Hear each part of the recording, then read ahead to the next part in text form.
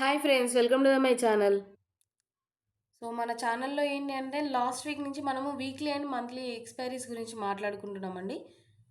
ఈ వీక్కి సంబంధించి మన సెన్సెక్స్ ఎలా ఉంది, అందులో మనం ఎంత ప్రాఫిట్ గెయిన్ చేసాము, అండ్ ఇంకోటి ఏంటంటే బ్యాంక్ నిఫ్టీ కూడా రన్నింగ్లో ఉంది. ఓకేనా? సో వాటి గురించి కూడా మాట్లాడుకుందాము. ఇంకోటి నేను ఏంటి అంటే మన సర్వీస్ వాళ్ళు ఒకరు అడిగారండి, హర్ష మెహద్ గారి గురించి. అంటే తనకు సంబంధించిన ఒక ఇన్సిడెంట్ అనేది మన మార్కెట్లో జరిగింది కదా. అసలు ఎందుకు వచ్చింది ఆ వర్డ్ అనేది నేను ఒకసారి చెప్తాను. కాకపోతే ఫస్ట్ అయితే మనము మన కంటెంట్లోకి వెళ్దాము, దాని తర్వాత మాట్లాడదాం. ఓకేనా? చూడండి, ఇక్కడ బ్యాంక్ నిఫ్టీ డైలీ చార్ట్ అండి. నేను ఆల్రెడీ చెప్పాను, మనకి ఎప్పుడు కానీ మార్కెట్లో ట్రెండ్ అనేది సెట్ అయ్యేటప్పుడు 90% ఏంటంటే దోజీ క్యాండిల్స్తోనే అవుతుంది. ఒక 10% మాత్రమే చాయిస్ అండి, ఒక మంచి స్ట్రాంగ్ క్యాండిల్తోని రివర్స్ అవ్వడం అనేది. చూడండి ఇక్కడ ఒక హెవీ ఫాల్. ఓకే, ఇందులో ఏంటి అంటే చూడండి, ఒక మంచి క్యాండిల్తోనే యూటర్న్ తీసుకున్నారు, కన్సల్టేషన్ చేశారు. తర్వాత ఏమైంది ఇప్పుడు? ఎప్పుడైతే మళ్ళీ మార్కెట్ అనేది అప్ సైడ్ వచ్చిందో ఇక్కడ దోజీ క్యాండిల్తోనే అయిందండి. మళ్ళీ కొంచెం గ్యాప్ అప్ చేశారు, కొంచెం కన్సల్టేషన్ నార్మల్గా చేశారు. అంటే వోల్టాలిటీ అయింది, యాక్చువల్లీ కన్సల్టేషన్ కాదు. ఇక్కడ మళ్ళీ యూటర్న్లో మళ్ళీ దోజీ క్యాండిల్. ఓకే, ఇప్పుడు సేమ్ ఇప్పుడు మార్కెట్లో లాస్ట్ ఫ్రైడే కూడా చూడండి దోజీ క్యాండిలే మూవ్ అయింది. ఇంకోటి ఏంటి అంటే ఆర్బీఐ గవర్నర్ అంటే మీటింగ్ ఉంది కదా మనకి. అక్కడ ఏంటి అంటే ఏదైనా మంచి పాజిటివ్ న్యూస్ వస్తే అక్కడి నుంచి డైరెక్ట్గా ఇక్కడ ఉన్న ఆర్డర్స్ అన్ని క్లియర్ చేసి అప్ సైడ్ వెళ్ళిపోతారు అనేసి అనుకుంటారు. కానీ అంతకు ముందే వాళ్ళు ఏంటి అంటే వాళ్ళకు పాజిటివ్ న్యూసే అనేది అర్థమైపోయింది. ఓకేనా? సో దానివల్ల ఏంటంటే ఆల్రెడీ మార్కెట్ని ర్యాలీలోనే ఉంచారు వాళ్ళు, ఓల్టాలీ తర్వాత కూడా. అంటే అది ఓల్టాలీతోనే వచ్చింది, కాదనట్లేదు. కాకపోతే ఏంటంటే కంటిన్యూస్గా మనము డే అంటే ఒక క్యాండిల్ అనేది 1 డే కదా. చూడండి, ఆల్రెడీ మంచి క్యాండిల్సే పడ్డాయి మనకి. ఎప్పుడు? ఆర్బీఐ మీటింగ్కి ముందు 3 days. ఓకే, తర్వాత ఏం చేసింది ఆర్బీఐ మీటింగ్ అప్పుడు? ఏదైనా ఎటైనా ఒక సైడ్ మంచి మూమెంట్ ఇస్తుంది అనుకున్న టైంలో కన్సల్టేషన్ చేసి దోజీ క్యాండిల్ క్రియేట్ చేసింది. సో ఏంటి అంటే మార్కెట్లో ఎప్పుడు కానీ క్లియర్ అండి, 90% దోజీ క్యాండిలే క్రియేట్ అవుతుంది. ట్రెండ్ అనేది కంటిన్యూ అవ్వాలన్నా లేకపోతే మళ్ళీ రివర్స్ అవ్వాలన్నా ఇదే మెయిన్. ఓకేనా? ఇంకోటి ఏంటి అంటే మార్కెట్లో మంచి మంచి క్యాండిల్స్ అంటే ఒక మంచి మీడియం క్యాండిల్స్ అన్నా లేకపోతే లార్జ్ బీరిష్ క్యాండిల్స్ అయినా బులిష్ క్యాండిల్స్ అయినా పడడానికన్నా ఎక్కువ దోజీ క్యాండిల్స్తోనే మార్కెట్ అనేది మూవ్ అవుతూ ఉంటుంది చాలా వరకు. ఓకే, అందుకే ఎప్పుడు కానీ దోజీ క్యాండిల్ని మాత్రమే మనం ఇంటెన్షన్లో పెట్టుకొని ట్రేడింగ్ అనేది చేయాలి, వీక్లీ వైజ్లో అయినా మంత్లీ వైజ్లో అయినా. ఓకేనా? అప్పుడే మనకు ప్రాఫిట్ అనేది చూపిస్తుంది. మనం కూడా ఎంతో కొంత ప్రాఫిట్ అనేది మన జేబులో వేసుకుంటాం, అంతే తప్పించి ఎవ్రీడే స్ట్రాంగ్ క్యాండిల్స్ పడాలి అంటే అలా అవ్వదు. ఓకేనా? సో డే అయిపోయింది, ఇప్పుడు మనం డైరెక్ట్ మంత్లీకి వెళ్దామండి. ఎందుకంటే వీక్లీలో మనకు సంబంధం లేదు కదా, నిఫ్టీ ఆల్రెడీ మంత్లీ వైజ్లోకి వెళ్ళిపోయింది కాబట్టి. చూడండి, ఇక్కడ మీకు నేను ఆల్రెడీ క్లియర్గా చెప్పాను. ఇక్కడ మార్కెట్లో ఏంటి హై అనేది, ఇది న్యూ హై. ఓకేనా? ఇక్కడన్నా క్లియర్ చేయాలి అంటే ఇదన్నా బ్రేక్ చేసి అప్ సైడ్ వెళ్ళి న్యూ హైని క్రియేట్ చేయాలి. లేదంటే మనకు డౌన్ సైడ్ నేను ఈ టేల్స్ కింద అన్నిటి కింద కూడా ఆర్డర్స్ ఉన్నాయని చెప్పడం జరిగింది. ఎప్పుడు? ఈ క్యాండిల్స్ పడేటప్పుడు.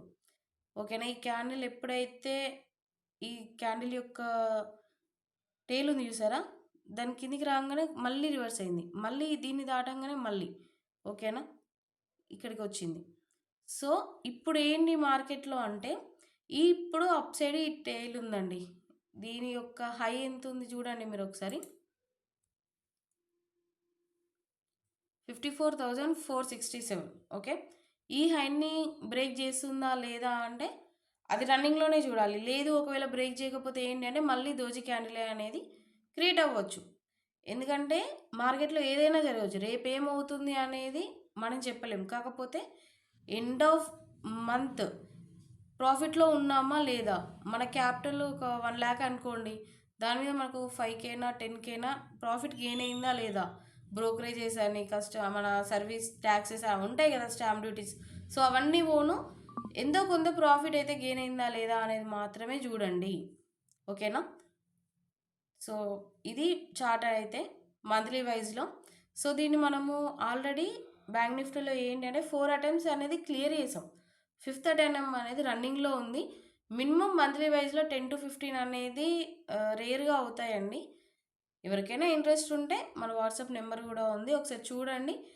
మీకు ఇంట్రెస్ట్ ఉంటే హాయ్ అని పెట్టండి, మెసేజ్ చేయండి.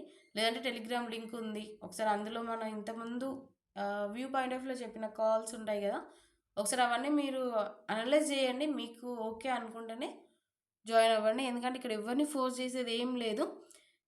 ఓకే, సో బ్యాంక్ నిఫ్టీ అయిపోయింది కదా. సో ఇక్కడ ఏంటి అంటే మంచి క్యాండిల్. నేను ఇంకో విషయం చెప్పడం మర్చిపోయాను.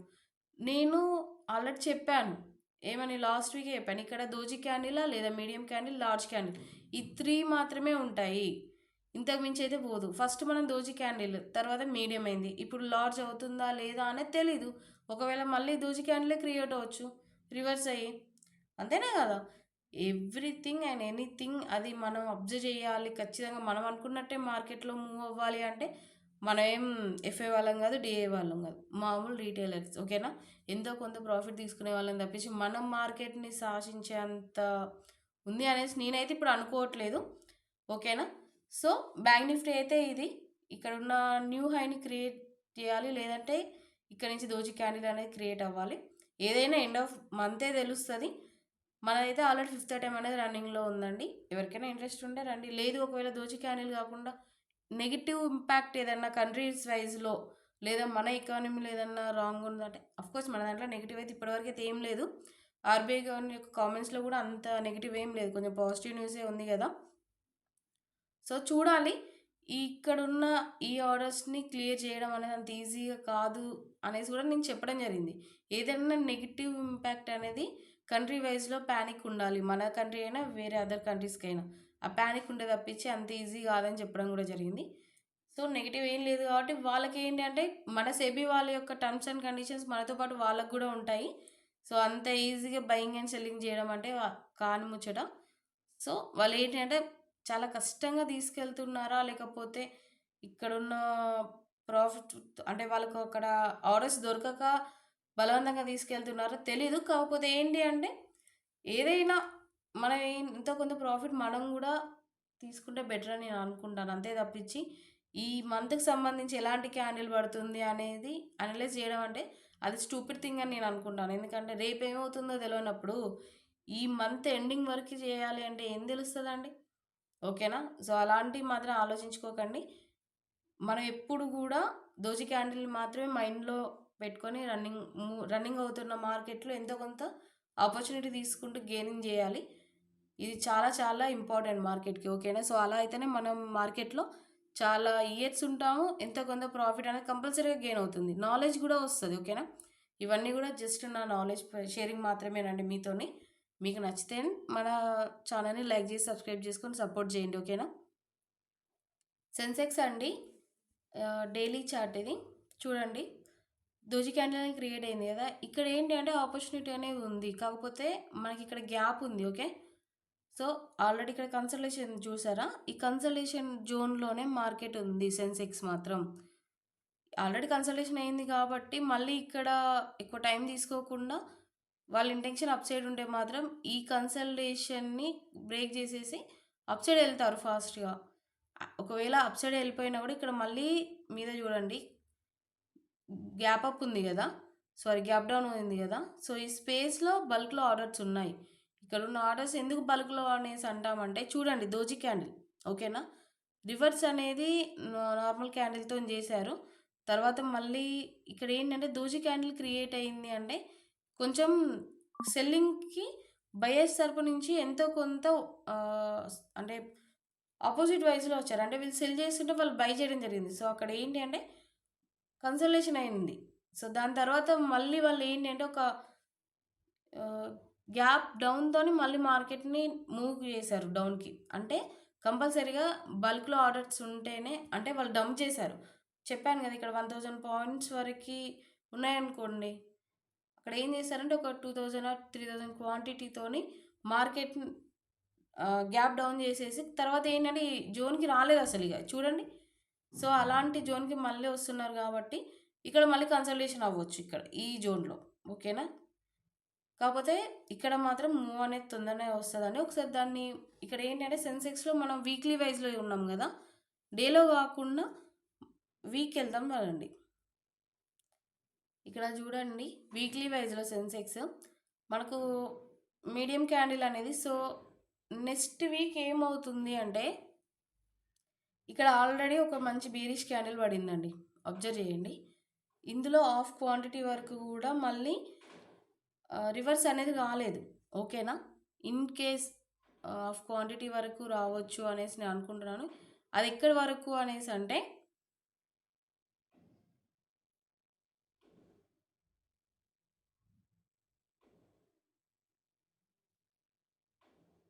ఎస్ 83,547 వరకు అండి. లేదు ఒకవేళ ఈ క్యాండిల్ని ఏమన్నా కంప్లీట్గా క్లియర్ చేస్తారు, అప్ ట్రెండే కంటిన్యూ చేస్తే మాత్రం మనకు 85,978 అండి. సో ఇప్పుడున్న మార్కెట్కి ఏంటి అంటే మినిమం ఎంత లేదని ఒక 1,000-2,000 పాయింట్స్ అనేది గెయిన్ అవ్వాలి. చూద్దాము, అది రన్నింగ్లోనే ఒక వీక్లోనే అది అవుతుంది అనేసి మాత్రం అనుకోమాకండి. మళ్ళీ ఒక దోజీ క్యాండిల్నే మైండ్ సెట్లో ఉంచుకొని సెన్సెక్స్ అనేది చేద్దాము. ఇప్పటివరకు అంటే ఈ వీక్కి సంబంధించిన స్టార్ట్ అనేది అటెంప్ట్స్ అనేది మనం స్టార్ట్ చేయలేదు. Mostly Monday or Tuesday start చేస్తాము. అది కూడా డిపెండ్స్ ఆన్ మార్కెట్ మనకు ఆపర్చునిటీ ఇస్తేనే మనం ఎంటర్ అవుతాం కదా. ఈవెన్ మన సర్వీస్లో ఉన్న క్లయింట్స్కి తెలుసు మన గురించి. ఓకే, సో ఇదే అండి. ఇందులో ఏంటంటే నిఫ్టీ గురించి చెప్పట్లేదు, ఎందుకంటే నిఫ్టీని చాలా వరకు ఏంటంటే వీక్లీ వైజ్లో అడుగుతున్నారు. వీక్లీ వైజ్లో ఇవ్వడానికి నాకు ఎందుకో మనసు రావట్లేదు, ఎందుకంటే అక్కడ ప్రాఫిట్ అనేది గెయినింగ్ అనేది చాలా కష్టం అబ్బా. ఎందుకు అన్నట్టుగానే నేను ఎప్పుడు కూడా చూడండి అన్నిట్లల్లో మనం ప్రాఫిట్ తీయాలి అని కాకుండా మనకు ఏదన్నా ఒకటి 1 or 2 సిగ్మెంట్స్ తీసుకొని అందులో ప్రాఫిట్ అనేది ఎంతో కొంత గెయిన్ చేసుకుంటే మన క్యాపిటల్ సేవ్ చేసుకుంటూ అది సరిపోతుందని నేను అనుకుంటానండి. సో అది విషయం అయితే. ఇంకోటి ఏంటి అంటే చూడండి, నేను చెప్పాను కదా హర్ష మెహత్ గారి గురించి మాట్లాడదాము అనేసి ఈ వీడియోలో. ఎందుకు వాళ్ళ గురించి తీశానంటే నన్ను ఫ్రైడే రోజు అంటే నార్మల్గా సర్వీస్ గురించి కాల్ చేశారు. ఆ పర్సన్ అడిగారు, యాక్చువల్లీ తను అడగడం తప్పని అనట్లేదు, కాకపోతే బీఎస్సీలో సెన్సెక్స్ వచ్చింది కదా, సో దీన్ని టాపిక్లో సార్ అనేది మాట్లాడడం జరిగింది హర్ష మెహత్ గారి గురించి. ఎందుకంటే అప్పుడు బీఎస్సీలోనే కదండి జరిగింది, 1992 యాక్చువల్లీ. హర్ష మెహత్ గారు చేశారు కానీ మళ్ళీ బీఎస్సీని తీసుకొచ్చారు అంటే యాక్చువల్లీ మీరు 1992 తర్వాత నుంచి చూస్తే ఇప్పటివరకైనా స్టిల్ ఇప్పుడు సెబీ అనేది మనకు వీక్లీ వైజ్లో నుంచి బ్యాంక్ నిఫ్టీని తీసేసి సెన్సెక్స్లో నిఫ్టీని మాత్రమే వీక్లీ వైజ్లో ఉంచే వరకు ఏంటంటే బీఎస్సీని కూడా కన్సల్టేషన్ చేస్తున్నారు చాలా వరకు. ఈవెన్ ఇప్పటి వరకు నేను ఇప్పటి వరకు అయితే ఏ బ్రోకరేజ్ కంపెనీలో చేస్తున్నానో అందులో కూడా ఓన్లీ సెన్సెక్స్ మాత్రమే ఉంది. యూ బిలీవ్ ఆర్ నాట్, బీఎస్సీకి సంబంధించిన అసలు లేనే లేదు. ఓకేనా, జస్ట్ ఈక్విటీకి సంబంధించి మాత్రమే ఉంది. ఎఫ్ఎన్ఓకి సంబంధించి వాళ్ళు ఎలాంటి రైట్స్ కూడా తీసుకోలేదు మా కంపెనీ వాళ్ళు. ఇప్పుడు మళ్ళీ ఆర్డర్ అంటే వాటి గురించి ఆ ప్రాసెస్ అనేది రన్నింగ్ అవుతుంది. ఎందుకు చెప్తున్నానంటే బీఎస్సీలో హర్ష మెహర్ గారు చేసిన నెగిటివ్ ఇంపాక్టా తెలీదు, లేకపోతే ఎన్ఎస్సి తర్వాత ది బెస్ట్గా రావడమో తెలీదు, కానీ తర్వాత నుంచి ఏదో బీఎస్సీలో కొంచెం మూమెంట్ అనేది తగ్గిందండి. ఎన్ఎస్సిలో బ్యాంక్ నిఫ్టీని వీక్లీ వైజ్లో తెచ్చిన కాడి నుంచి ఈ 7-8 ఇయర్స్ అయింది యాక్చువల్లీ వీక్లీ వైజ్గా వచ్చి బ్యాంక్ నిఫ్టీ. అప్పటి నుంచి ఏంటంటే ఓవర్గా నిఫ్టీకి సంబంధించి కూడా ఎవరు ఎక్కువ ట్రాన్సాక్షన్ అనేది చేయలేదు. ఎన్ఎస్సికి చాలా వరకు బ్రోకరేజ్ అనేది బ్యాంక్ నిఫ్టీతోనే జనరేట్ అయింది. ఓకేనా, ఎందుకు అంటే అగ్రెసివ్నెస్. ఓకే, సేమ్ అగ్రెసివ్నెస్ అనేది సెన్సెక్స్లో కూడా ఉంది, కాకపోతే దీని మీద ఉన్న ఒక నెగిటివ్ ఇంపాక్ట్తో ఎవ్వరూ ఎక్కువ దీన్ని కన్సల్టేషన్ చేయలేదన్నమాట. సారీ, కాకపోతే ఏంటి అంటే నాకు తెలిసినంత వరకు హర్ష మెహత్ గారి గురించి నేను చెప్తున్నాను నా ఓన్ అండి, నేను ఎవరిని ఉద్దేశించి చెప్పట్లేదు. తను చేసింది రైటా రాంగా అనేది పక్కకు పెడితే ఒక మనిషికి ఎప్పుడు కూడా అత్యాశ అనేది ఉండొద్దు. యాక్చువల్లీ నేను అదే చెప్తాను, మార్కెట్లో ఎప్పుడు కూడా ప్రాఫిట్ అనేది వస్తుంది అంటే ఇంకా కావాలి అనే ఇంటెన్షన్లో కాకుండా ఒక వీక్లీ వైజ్లోనో మంత్లీ వైజ్లోనో మన క్యాపిటల్కి ఎంతో కొంత ప్రాఫిట్ చాలు అనుకుంటే అది మనకేంటి అంటే హెల్తీగా మనం చాలా ఇయర్స్ అనేది మార్కెట్‌లో రన్ అవ్వడానికి పాసిబిలిటీ ఇస్తుంది. ప్రాఫిట్స్ కూడా గెయిన్ అవుతాయి. కాకపోతే అంత ఫాస్ట్‌గా కాకపోవచ్చు. ఇప్పుడు నేనేమంటున్నాను, మంత్లీ వైస్‌లో 100 పాయింట్స్ గెయినింగ్ తీసుకున్నా చాలు గదా!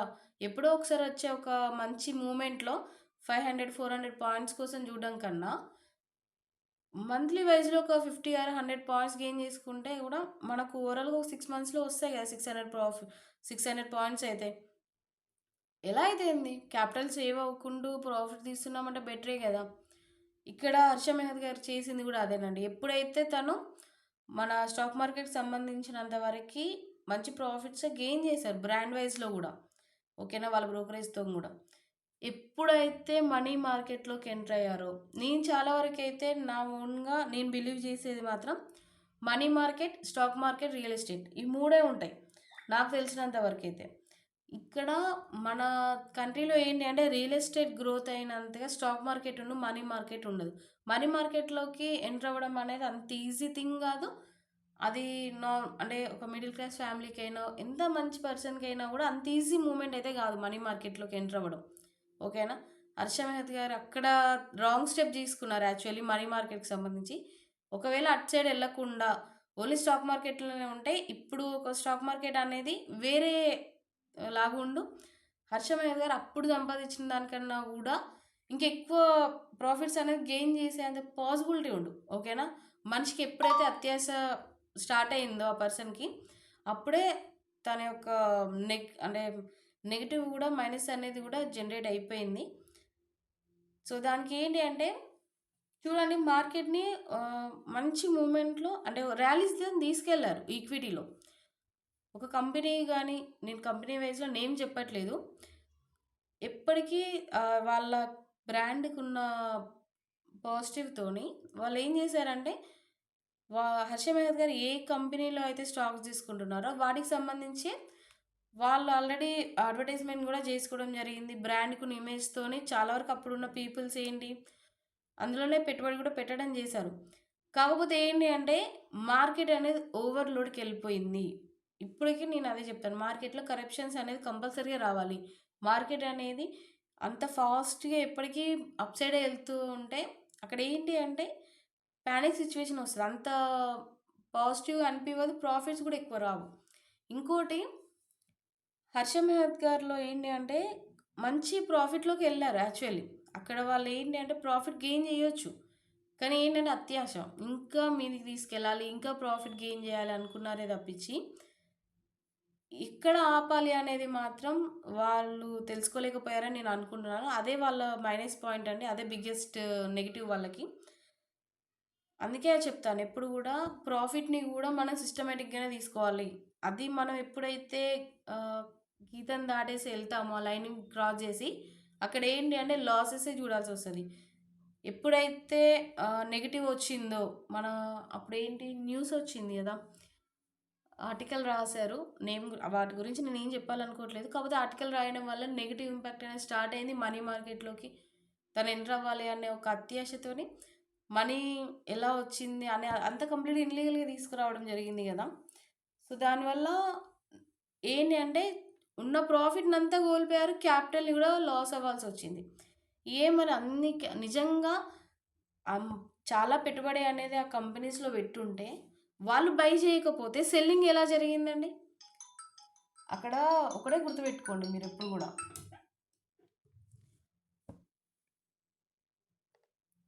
మరి తను బయింగ్ అని అంటే తను సెల్ చేయకుండా ఎలా అంత నెగెటివ్ వచ్చింది మార్కెట్‌లో అంటే, అక్కడ లాట్స్ అనేది హెవీగా హర్ష మెహర్ గారు తీసుకోలేదు. తన బ్రాండ్‌కున్న ఇమేజ్‌తోని రీటైలర్స్ వచ్చారు. ఓకేనా?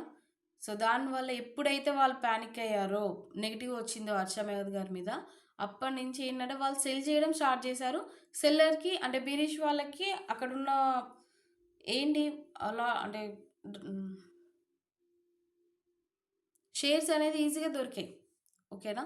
సో, అందుకే వాళ్ళేంటంటే సెల్లింగ్ చేసుకుంటూ ఫాల్ చేశారు మార్కెట్‌ని. అక్ అంటే ఆ కంపెనీకి సంబంధించి. సో, దానివల్ల ఏంటి అంటే యాక్చువల్లీ చెప్పొద్దు అనేసి అనుకున్నాను. హర్ష మెహతా గారి గురించి. నా ఇంటెన్షన్‌లో ఏంటి అంటే తను అత్యాశకెళ్ళడం వల్ల మాత్రమే తను పతనమయ్యారని నేను అనుకుంటున్నాను. ఎప్పుడైతే స్టాక్ మార్కెట్‌లో తన యొక్క ఇంటెన్షన్‌లో తను ఉండుంటే మాత్రం నార్మల్‌గా ప్రాఫిట్స్ గెయిన్ చేసుకొనుండే అది అంటే ఒక 10 ఇయర్స్‌కో, 20 ఇయర్స్‌కో కంపల్సరీగా వాళ్ళు ఏంటంటే 'హర్ష మెహత్' గారనేది లాజిక్‌గా చాలా చాలా ఏంటి అంటే కనెక్ట్ అయ్యారు స్టాక్ మార్కెట్‌కి యాక్చువల్లీ. ఎప్పుడైతే ఓవర్‌లోడ్ అయిపోయారో, ఎప్పుడైతే నేనే అన్న ఆలోచనలకు వాళ్ళొచ్చారో, సో, అప్పుడే నెగెటివ్ అనేది వచ్చిందండి మార్కెట్‌లో. అందుకే ఎప్పుడు కూడా స్టాక్ మార్కెట్‌లో ప్రాఫిట్స్‌ని కూడా లిమిట్‌లోనే తీసుకోవాలి. ఇన్‌కేస్ 'హర్ష మెహత్' గారు ఇప్పటికి కూడా రన్నింగ్‌లో ఉండుంటే స్టాక్ మార్కెట్‌లో is the king of stock market. ఇప్పటికి మేము అదే అనుకుంటాము. ఎందుకంటే తన యొక్క ఐడియాలజీ అంటే ఆఫ్‌కోర్స్ నెగెటివ్ ఉంది గదా మేడం అనేసి అనొద్దు. నేను అలా అని చెప్పట్లేదు. తన ఐడియాలజీ అనేది ఏంటంటే తను చాలా లాజిక్‌గా ఆలోచిస్తాడు. అంటే మన స్టాక్ మార్కెట్‌ని తను రూల్ చేసేది యాక్చువల్లీ. ఇప్పుడు అంటే ఎఫ్ఏ వాళ్ళ యొక్క డాటా చూసుకుంటూ లేకపోతే వాళ్ళ ఇంటెన్షన్ ఏంటి అనేది మనం చేస్తున్నాం గానీ అప్పుడు 'హర్ష మెహత్' గారు ఏంటంటే తనే కింగ్ గదా! సో, తన యొక్క బ్రాండ్‌కున్న ఇమేజ్‌తోని గూడా తను మూవ్ అయ్యారు. ఓకేనా? సో, దాని తర్వాత ఏంటంటే ఎఫ్ఏ వాళ్ళు రావడం జరిగింది. ఎఫ్ఏ వాళ్ళు ఓవరాల్‌గా మార్కెట్‌ని వాళ్ళ గ్రిప్‌లోకి తీసుకెళ్లారు. ఆఫ్టర్ 20, 25 ఇయర్స్ తర్వాత మళ్ళీ ఏంటంటే డీఐ వాళ్ళు గూడా ఇప్పుడు కాంపిటీషన్ అనేది స్టార్ట్ చేశారు మన కంట్రీలో. చూద్దాము అది ఎంతవరకు అవుతుంది అనేది. కాకపోతే నాకు తెలిసినంత వరకైతే ప్రాఫిట్ అయినా గూడా ఓవర్‌లోడ్ అవ్వద్దు. లాసెస్ అయినా ఓవర్‌లోడ్ అనేది స్టాక్ మార్కెట్‌లో అవ్వద్దు. ఓకేనా? అది మనకు గూడా మంచిది గాదు. ఎంతో కొంత ప్రాఫిట్ తీసుకున్నామా అన్నట్టుగా ఉండాలి తప్పించి, నేనే నాకే అంత అనేసి అంటే మాత్రం ఏం మిగలదు లాస్ట్‌కి. సో, ఎగ్జాంపుల్స్‌కి చాలామందున్నారు. సో, అందులో ఇప్పుడు 'హర్ష మెహత్' గారు గూడా రావడం అనేది ఓకే. ఫైన్. కాపోతే ఏంటి అంటే మనం అలా కావద్దు అనుకుంటే మాత్రం వాళ్ళేం జేశారు, వీళ్ళేం జేశారు అనేది గాకుండా, వీళ్ళింత సంపాదిచ్చారు, వాళ్ళింత సంపాదిచ్చారు అని ఏడవడం గాకుండా, మనకు సంబంధించినంత వరకి ఒక మనిషికి ఏమైతే నీడున్నాయో ఫ్యామిలీ పరంగా గానీ, దేనికైనా సో, అవన్నీ మనం మన ఫ్యామిలీకి ఇస్తే సరిపోతుందని నేను అనుకుంటున్నాను. అంతే తప్పించి వరల్డ్‌లో రిచెస్ట్ మ్యాన్ అవ్వాలి అనేసో, లేకపోతే మనమే ఎక్కువ సంపాదించాలి, వాళ్ళకన్నా ఎక్కువ సంపాదించాలి. అలాంటి థింగ్స్ అనేది ఎప్పుడు గూడా మనకి నెగెటివే అవుతాయండి. పాజిటివ్ అనేది అవ్వదు. ఓకేనా? సో, అందుకే ఎప్పుడు గూడా ప్రాఫిట్ గూడా లిమిట్‌లోనే రావాలి. అలా వస్తేనే మనం నిమ్మలంగా ఉండగలుగుతాం. ఒకేసారి వచ్చినాయనుకోండి అవి ఎంత ఫాస్ట్‌గా వచ్చాయి అంత ఫాస్ట్‌గానే మళ్ళీ మన దగ్గర నుంచి గూడా వెళ్ళిపోతా ఉంటాయి. సో, అందుకే నేను వాటిని ఎక్కువ ఎంకరేజ్ జేయను. ఇప్పటికి గూడా నేను అందుకే స్టాక్ మార్కెట్‌లో ఏంటంటే మీడియం క్యాండిల్స్ గురించా లేకపోతే అంటే హెవీ అగ్రెసివ్ క్యాండిల్స్ గురించి నేను ఎక్కువ మాట్లాడను. దోజీ క్యాండిల్స్‌లో అలాగే మాట్లాడతాను. దోజీ క్యాండిల్స్ మాత్రం ఇంటెన్షన్‌లో పెట్టుకొని మాట్లాడతాను. అందులో ఏంటంటే ప్రాఫిట్ అనేది ఉంటుంది గదా! సరిపోతుంది. మరీ హెవీగా కావాలని ఎందుకు అనుకోవాలి మనము అనే ఒక ఇంటెన్షన్ నాకుంటది. ఓకే. ఫైన్. ఇదంతా గూడా జస్ట్ నా నాలెడ్జ్ షేరింగ్ అండి. నాకనిపించింది మాత్రమే. నేను ఒకేలాగా ఆలోచించాలని ఎవరు అనుకోరు. ఎందుకంటే మీ ఐడియాలజీ వేరే ఉంటది. నా ఐడియాలజీ వేరే ఉంటది. ఓకేనా? ఒక మనిషి ఒకలా ఉన్నాడు అంటే, ఇంకొక మనిషి కూడా అలాగే ఉండాలనేది ఏం లేదు ఇక్కడ రూల్ అయితే. ఓకేనా? ఫస్ట్ బెంచ్‌కి, లాస్ట్ బెంచ్‌కి ఎంత డిఫరెన్స్ ఉంటుందో, ఆ మిడిల్‌లో ఉన్న బెంచెస్‌కి కూడా అంతే ఉంటుంది. కాకపోతే ఏంటంటే, ఇక్కడ ఎక్కువ హెవీ గ్యాప్ ఉంటుంది. ఎప్పుడు కూడా ఫస్ట్ బెంచ్‌లో ఉన్న వాళ్ళకి ఏంటి అంటే, కాపీ పేస్ట్‌లోనే ఎక్కువుంటారు. నేను కూడా చాలా వరకు అబ్జర్వ్ చేశాను. లాస్ట్ బెంచ్‌లో ఉన్న వాళ్ళకి ఏంటంటే, క్రియేటివ్‌నెస్ ఎక్కువుంటది. అసలు ఇలాగే ఎందుకు అవుతుంది అని వాళ్ళు ఆలోచిస్తారు లాస్ట్ బెంచోళ్ళు. ఫస్ట్ బెంచోళ్ళు ఏంటంటే ఇలాగే ఎళ్ళాలి కావచ్చు అనుకుంటారు. సో, ఆ డిఫరెన్స్ చిన్నదే చాలా వరకి. కాకపోతే అది అర్థం చేసుకుంటే ఏంటంటే అదే మన లైఫ్ లైన్ అని నేను అనుకుంటాను. సో, అలాగే నేను మూవ్ అవుతున్నాను. ఓకే. ఫైన్. ఆహ్, సో, 'హరిష మహేష్' గారి గురించి అయితే ఇది నేను అనుకుంటుంది. తను ఎప్పుడైతే ఆహ్, అత్యాశకెళ్లారో అప్పుడే తన యొక్క పతనం అనేది స్టార్ట్ అయిందండి. స్టాక్ మార్కెట్‌లో ఏంటంటే అత్యాశ అనేది ఎప్పుడు పనికిరాదు. ఎంతో కొంత కొంచెం ప్రాఫిట్ సరిపోతుంది. అనేసి అనుకుంటే మాత్రం ఖచ్చితంగా మనము ఆహ్, మనం ఏంటంటే స్టాక్ మార్కెట్‌లో ఎక్కువ రోజులు రన్ అవ్వాలి అనుకుంటా, లేకపోతే ఎంతో కొంత ప్రాఫిట్స్ అనేది గెయిన్ చేయాలనుకుంటే కంపల్సరీగా అదే అవుతుంది. సో, ఇలా ఎళ్తే బెటర్ అనుకుంటాను. దీనికి ఎగ్జాంపుల్ అంటే మన ఉంటుంది కదా, బంగారు కోడి పెట్ట అనేసి ఎవ్రీడే వన్ ఎగ్ అనేది చేస్తారు కదా, బంగారు గుడ్డు. సో ఏంటి అంటే అది స్లోగా మనల్ని ఏంటంటే రిచెస్ట్ మ్యాన్ చేస్తుంది. అత్యాశకి ఎప్పుడైతే వెళ్ళారో అది ఏం లేకుండా పోయింది, అంతేనా? సో ఆ స్టోరీ కూడా ఉంటుంది కదా, సో అలాగే ఉంటుంది. అందుకే అత్యాశకి ఎప్పుడు వెళ్ళొద్దు. నేను నా క్లయింట్స్కి ఏంటి అంటే ప్రాఫిట్స్లో కూడా లిమిట్ అనేది చూస్తాను. అందుకే ఓన్లీ మినిమం టు మ్యాక్సిమం అంటే 2 to 5 అటెంప్ట్స్ మాత్రమే చెప్తాను నేను. అంతకు మించి మార్కెట్లో ఆపర్చునిటీ ఉన్నా కూడా నేను క్లయింట్స్ వైజ్లో కూడా ప్రొవైడ్ చేయలేదు ఇప్పుడు కూడా. ఓకేనా? మనిషికి అత్యాశ ఉండకూడదు, ఆశ ఉండాలి, తప్పులేదు, అత్యాశకి వెళ్ళొద్దు. ఓకేనా? Okay, fine. ఇది మన వీడియో ఇవాళకైతే. యాక్చువల్లీ డైలీ వీడియో చేద్దాము అంటే అవ్వట్లేదండి, కొంచెం వర్క్స్ ఉండిపోయాయి పర్సనల్గా. సో అందుకే వీక్లీలో చేస్తాను. మీకు ఎవరికైనా ఇంట్రెస్ట్ ఉంటే మాత్రం జాయిన్ అవ్వండి. మన టెలిగ్రామ్ లింక్ ఉంది. అండ్ మీకు నా కంటెంట్ వర్త్ అనుకుంటే లైక్ చేసి సబ్స్క్రైబ్ చేసుకొని మన ఛానల్ని. మీ సపోర్ట్ అనేది నాకు చాలా చాలా అవసరం అండి. ఓకేనా? Thank you.